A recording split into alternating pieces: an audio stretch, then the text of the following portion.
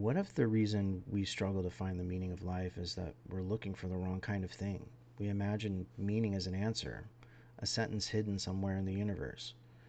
Maybe it's buried in an ancient book, or maybe a philosopher wrote it down in German and made it 400 pages longer than necessary. Maybe scientists will eventually discover it floating between two galaxies. And once we find it, everything will finally make sense. But perhaps the meaning of life is not an answer at all. Perhaps it's a pattern created by what we pay attention to or who we connect with, and what we contribute before our time runs out.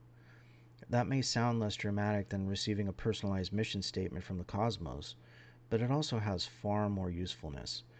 Because when we say my life feels meaningless, we usually are not complaining about the absence of a perfect philosophical theory. We're usually describing our actual Tuesday.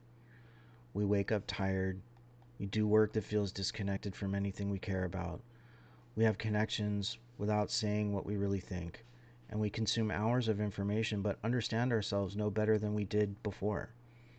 Then we lie in bed wondering why life feels empty. But the problem may not be that the universe failed to provide meaning. The problem may be that our daily life contains very little that produces it. The first is attention. To live meaningfully, you first have to notice that you're even alive. That sounds obvious, but much of modern life is designed to help us avoid doing exactly that. We rush through meals while watching something. We walk through a beautiful place while staring at directions on a screen.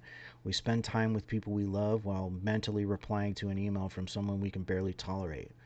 We are physically present, but psychologically we're buffering. Attention changes that.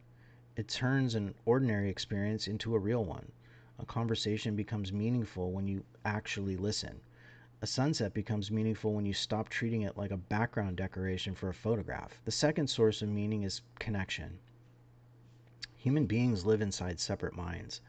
No one else can completely experience your memories, your fears, or your strange internal arguments, or the imaginary conversations that you keep winning in the shower.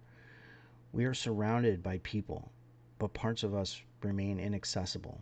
That is why genuine connection can feel so powerful. But attention, connection, and understanding are still incomplete without a fourth element: contribution.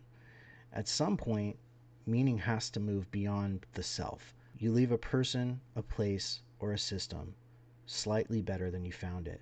Thank you for listening, and please like and subscribe if this helped you at all, and share it with someone who needs to hear it.